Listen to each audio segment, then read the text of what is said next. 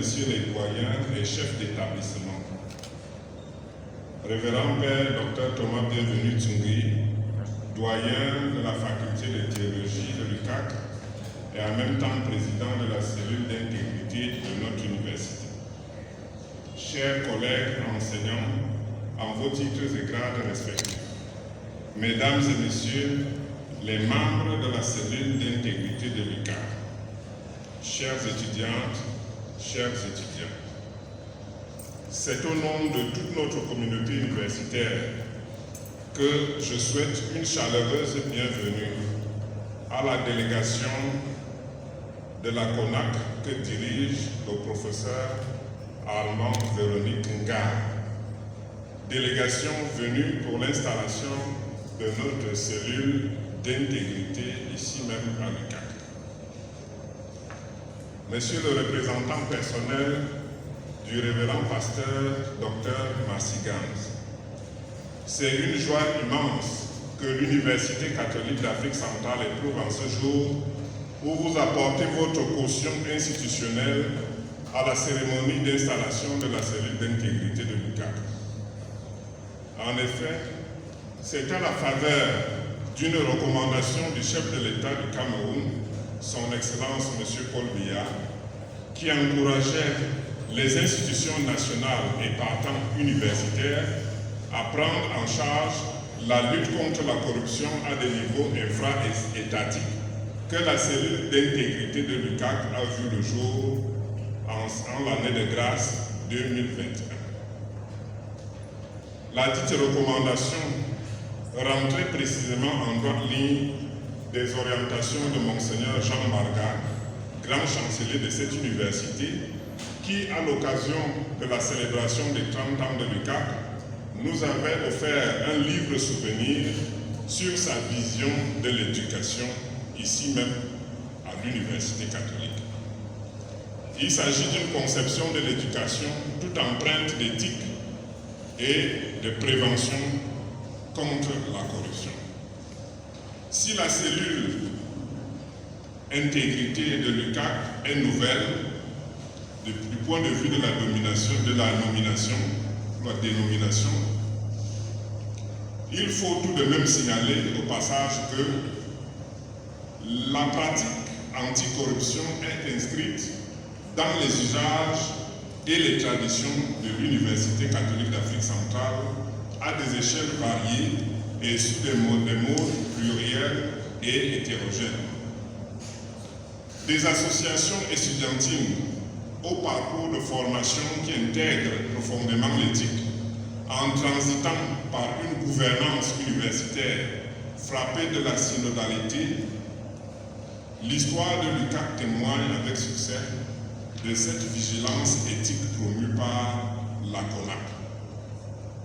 Mais les très hautes instructions de la présidence de la République du Cameroun, relayées par son Excellence, Monsieur le ministre d'État, ministre de l'Enseignement supérieur, ont eu l'avantage de nous mettre le pied à l'étrier en matière de lutte contre la corruption en milieu universitaire et plus précisément à l'UQAC. Car, bien que la nature de l'Université catholique d'Afrique centrale l'oblige à des comportements intègres, nous avons le devoir de demeurer éveillés afin que les notions de sel de la terre et de lumière du monde ne se transforment pas en slogan vide de sens. C'est donc avec une joie instance que notre institution a l'honneur d'accueillir les membres de la CONAC et surtout d'abriter la commission d'intégrité de l'Université catholique d'Afrique centrale qui sera installée aujourd'hui. La présence à la tête de cette agence morale d'un pasteur que vous représentez si dignement, cher professeur Nga, rend compte de la reconnaissance par l'État du Cameroun du souffle éthique qui peut venir de l'Évangile comme bouclier contre la corruption. Reconnaissance d'autant plus signifiée par le fait que tout récemment encore, le 28 janvier 2022, précisément, un autre ministre d'État, le ministre de la Justice, garde des Sceaux, Laurent Esso, vient de nommer au sein de la cellule de lutte contre la corruption au ministère de la Justice un enseignant de cette université, un enseignant permanent de cette université, en la personne de l'abbé Jean Flossel à Bomo et Sindi, qui par ailleurs se trouve être le nouvel aumônier des personnels de l'Université catholique d'Afrique centrale.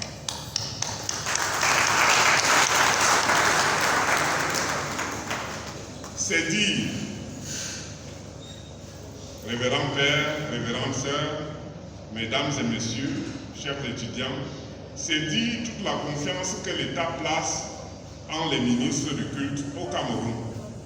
Comment ne donc pas renforcer et consolider ce capital politico-éthique à travers, entre autres, la cellule d'intégrité de l'Université catholique d'Afrique centrale. Cette cellule a vu le jour par une décision rectorale au cours de l'année académique 2020-2021. Entre-temps, elle a eu à faire l'état des lieux, l'évaluation de ses missions et les défis qui l'attendent.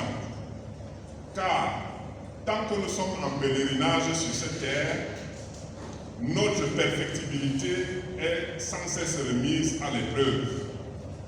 Et le caractère universitaire et non moins catholique de cette maison s'offre aisément comme un terrain d'entraînement à la formation exemplaire de la jeunesse, indicateur de prévention et de répression de la corruption. C'est dit donc, chers membres de la CONAC, chers étudiantes, chers étudiants, cette cellule de l'intégrité de l'UCAC est pour ainsi dire la bienvenue dans notre maison. Je ne saurais achever mon propos sans porter à votre très haute attention l'opportunité d'un partenariat intellectuel et professionnel incubant entre l'UCAC et la CONAC. Nous voulons mentionner dans un premier temps la mise en place d'un master et probablement d'une certification en formation continue sur la lutte contre la corruption. Ceci dit, il ne me reste plus qu'à souhaiter à vous, cher professeur Nga, à toute la délégation qui vous accompagne, à tous les participants à cette cérémonie d'installation, une excellente journée de l'intégrité à l'UCAC sous le thème « La vie associative en milieu académique comme cadre d'initiation à la lutte anticorruption ». Que Dieu vous bénisse. Je vous remercie de votre part. Est représentée dans la maison par une double structure. Donc nous avons la cellule d'intégrité qui est placée sous la coordination d'un président et un bureau composé de 6 membres choisis parmi les enseignants et le personnel administratif. Donc il s'agit parmi les membres de Madame Marie-Noëlle Betembe Abili, qui est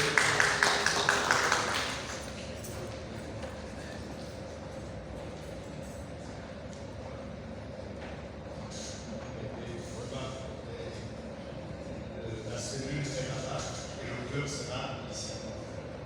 Donc les membres de la cellule sont là-bas et les membres du cœur seront ici. Donc, elle est chef d'antenne du service des affaires universitaires au campus des Cours. Vous avez Madame Flore Ncham, Salomé.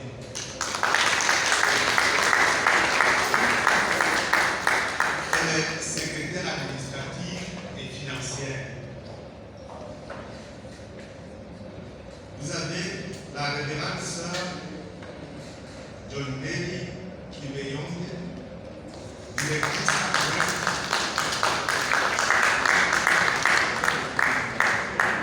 elle est directrice adjointe du laboratoire des armes. Et vous voyez, il n'y a pas que les femmes, elles sont aussi accompagné avec des patriarches qui de cet accompagnement, parmi lesquels, n'est-ce pas, Monsieur Georges Sao,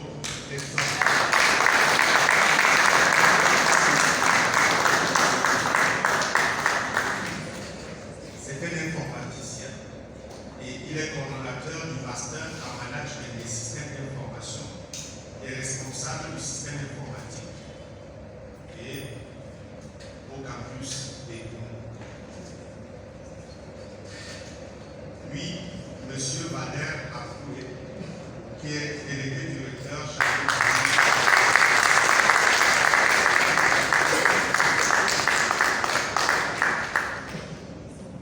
et pour diriger cette cellule, votre fameux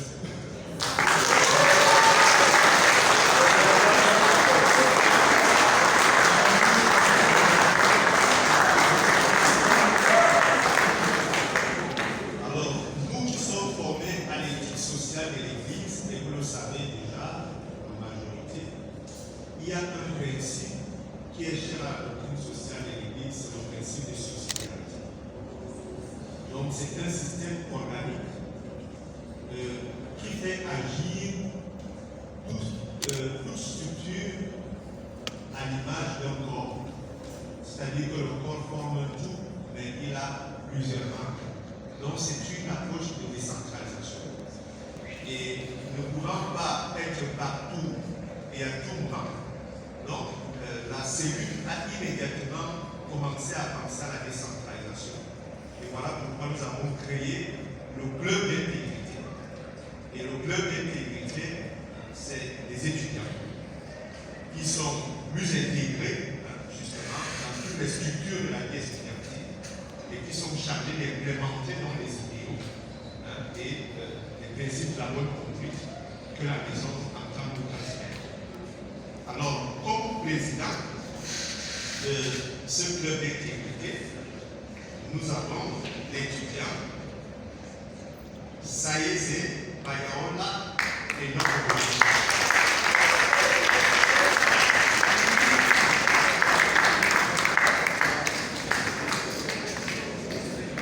C'est un étudiant de licence 3 en économie de gestion, option gestion quantitative.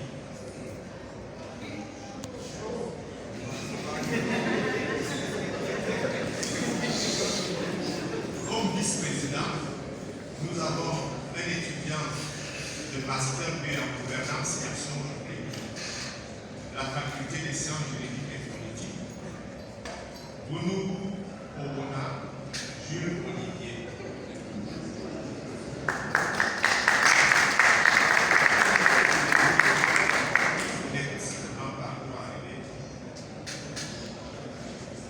Deuxième vice-président, Théophane Ténébreux Christon Abel.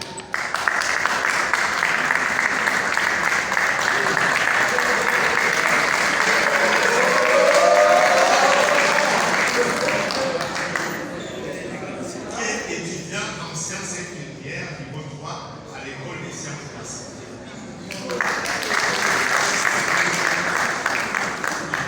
Vous voyez le souci de la représentation pour que l'équité soit directe.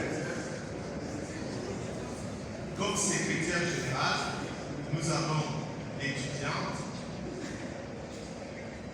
en bachelor et management economics level 2 de la faculté des sciences sociales et de gestion, Nana J.P. Joyce.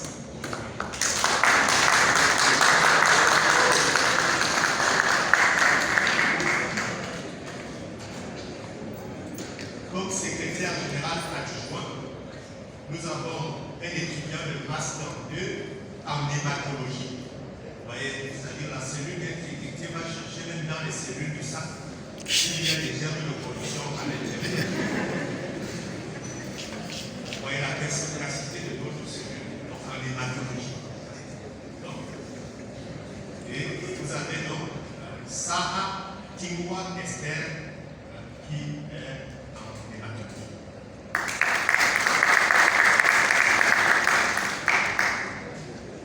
Comme trésorier,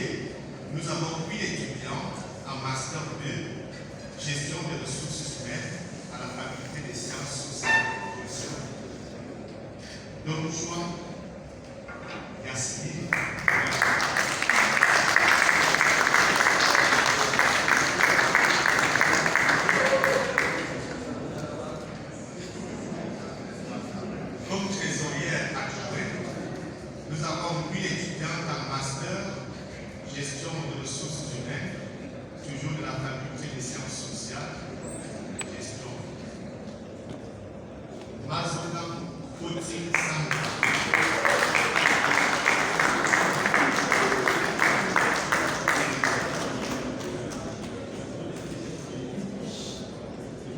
Et vous savez que la cellule a besoin de communiquer pour transmettre ses messages et ses idées. Et donc, le responsable de la communication est une étudiante en master de gestion des ressources humaines de la faculté des sciences sociales et de gestion, Margot Bouddha Loris Nord.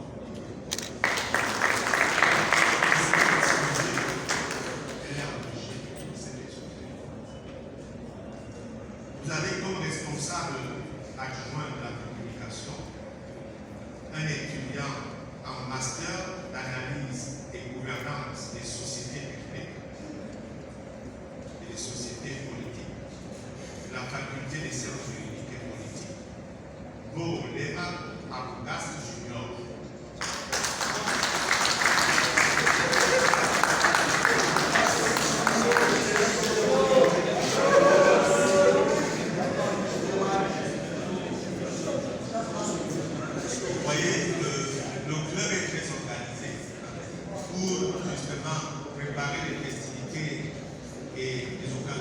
Celle-ci, on a besoin de mobiliser la logistique. Et on a des membres qui sont déjà prévus pour ça. Le responsable de la logistique, vous avez un étudiant en licence philosophie, niveau 3 de la faculté de philosophie, un gros nord Gaël.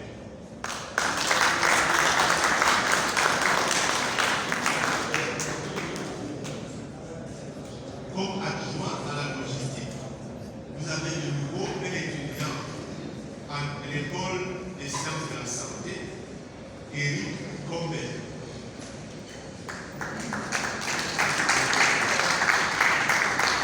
Et enfin, un commissaire au compte, qui est un étudiant en master en audit et contrôle de gestion. Niveau 1, en master 1, de la faculté des sciences sociales et de gestion. Mefenya Mapoka Roxana Leslie.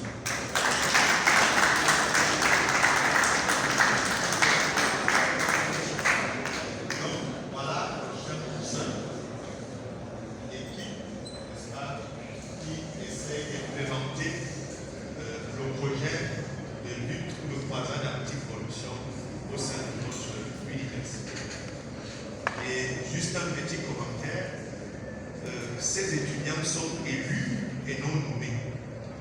Donc, ils représentent les autres étudiants. Et nous les avons choisis, ou ils se sont choisis eux-mêmes, parmi les leaders associatifs. Donc, pour être parmi ce top 12, n'est-ce pas, il faut déjà être leader associatif. Donc, représenter quelque chose au sein de notre université. Et c'est là, n'est-ce pas, qu'on a vu des recrutés par élection. Voilà. Et cela est à l'adresse des autres étudiants, parce qu'à la fin de l'année, certainement, nous allons procéder au renouvellement, n'est-ce pas, des équipes. Donc, préparez-vous. Je m'appelle Nga Armand Véronique.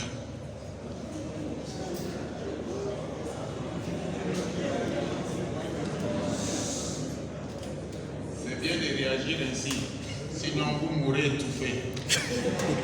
C'est bien, merci. Je ne suis pas professeur d'université, je suis tout de même professeur d'école normale d'instituteur hors échelle. Je le fais depuis 26 ans. Je prendrai la parole en lieu et place du président de la CONAT qui m'a commis pour le représenter à cette séance de travail. Il ne m'a pas envoyé tout seul, il m'a envoyé accompagné de M. William Titi Itoé, qui est journaliste, de M. Etonde Messina, caméraman monteur, Madame Abbé Solo,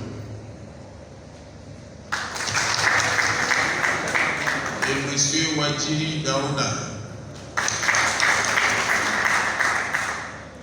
Les deux derniers font leur tout premier pas à la CONAC.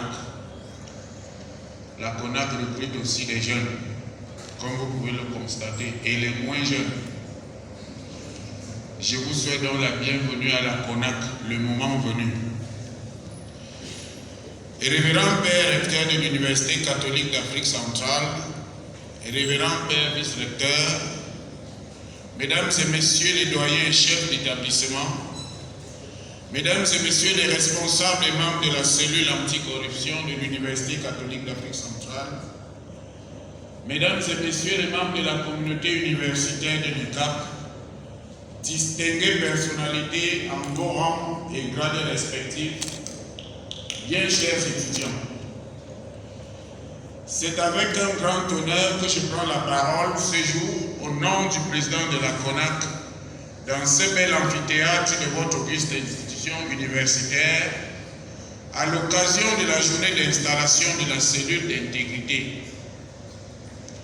Cela est d'autant plus vrai que se retrouver à l'université, qui plus est la Cato, est toujours un plaisir et une bonne opportunité d'acquisition et d'échange des connaissances.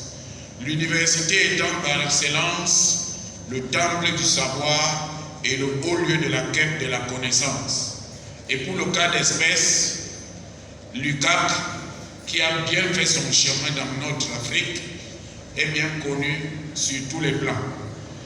C'est une façon pour nous aussi de lui tirer un coup de chapeau et de saluer à sa juste mesure toute son action d'éducation et de formation dans le monde entier. Mesdames et Messieurs, avant de sacrifier à ces rituels, qu'il me plaise tout d'abord de remercier le Père recteur ainsi que l'ensemble de la communauté de cette prestigieuse institution de recherche et de formation pour votre sollicitude envers la CONAC, qu'ils ont bien voulu associer à cette importante activité, pour votre action remarquable dans la lutte contre la corruption et la promotion de l'intégrité, votre accueil chaleureux ainsi que les mots aimables de bienvenue et les bons souhaits formulés à l'endroit de notre délégation. Cela dit, nul n'est sans savoir l'ampleur du phénomène de la corruption dans le monde en général et au Cameroun en particulier. En effet, la corruption gâche des vies et entrave les tentatives de développement économique et social. Ceci est particulièrement vrai dans le secteur de l'éducation où elle prend plusieurs formes. Dans tous les cas, et comme le démontre à suffisance l'ONG Transparency International, je cite, la corruption dans l'éducation agit comme un obstacle dangereux à un enseignement de qualité supérieure et au développement économique et social.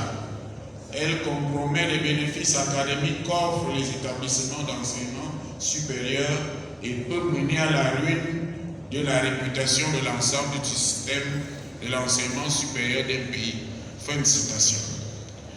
C'est dire, mesdames et messieurs, l'impact notoire de la corruption dans le secteur éducatif, où son intensité a été évaluée en 2010 dans notre pays à 7,16 sur 10.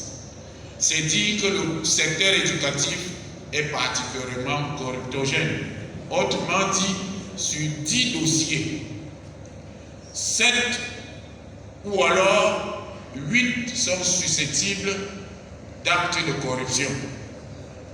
Dans le secteur éducatif, sur 10 cas, qu'il s'agisse des marchés publics, des évaluations, de l'enseignement, du recrutement, de la vie estudiantine, des relations entre enseignants et élèves, il est possible que 8 soient entourés d'opportunités de corruption. C'est des études qui l'ont démontré et la stratégie nationale de lutte contre la corruption en fait bien mention. Cette corruption donc se vit entre autres à travers le monnayage des recrutements, des promotions, des affectations, des nominations, des trafics de bourses, le monnayage des notes, la vente des épreuves, le trafic de faux diplômes, la falsification et la réduction des âges ainsi que l'impunité. Pour combattre le phénomène, le président de la République, son Excellence Paul Biya, dès son accession à la magistrature suprême, a inscrit la lutte contre la corruption dans ses actions prioritaires. Il a mis en place et renforcé progressivement le dispositif institutionnel de lutte contre la corruption dans notre pays. Ainsi, par exemple, le 11 mars 2006, il a créé la Commission nationale anticorruption, dont la principale mission est de contribuer à la lutte contre la corruption. Autrement dit, la lutte contre la corruption ne saurait être le seul apanage de la CONAC. Toutes les institutions, et la CADO l'a bien compris, tous les acteurs de notre pays sont invités à apporter leur modeste contribution dans l'édification de ce pays intègre que nous voulons tous.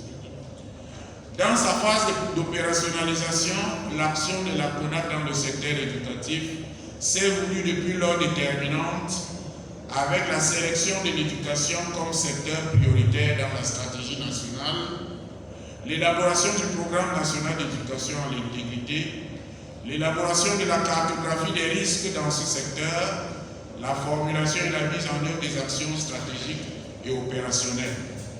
Car la CONAC a bien compris qu'en opérant une prise de conscience au sujet des risques que pose la corruption et en discutant ensemble des solutions à long terme, comme ce sera le cas tout à l'heure, nous pouvons espérer fournir aux générations futures l'accès à un enseignement de qualité supérieure et des possibilités d'apprentissage dénuées de toute corruption.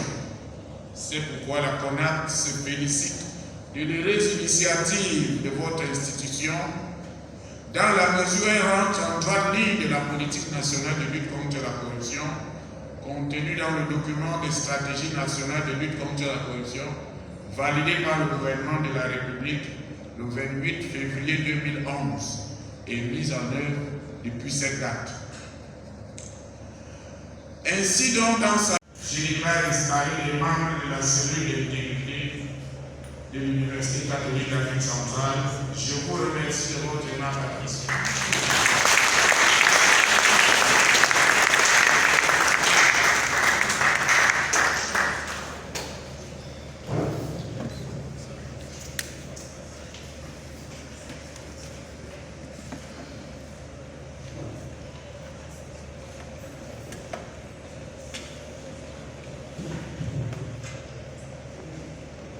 Merci infiniment pour ce mot qui nous sert aussi de balader de feuille de route, qui nous galvanise, qui rappelle aux uns aux autres les défis qui nous incombent. Et je crois que les membres du club et les membres de la cellule ont pris bonne note de la lourde responsabilité qui nous est confiée.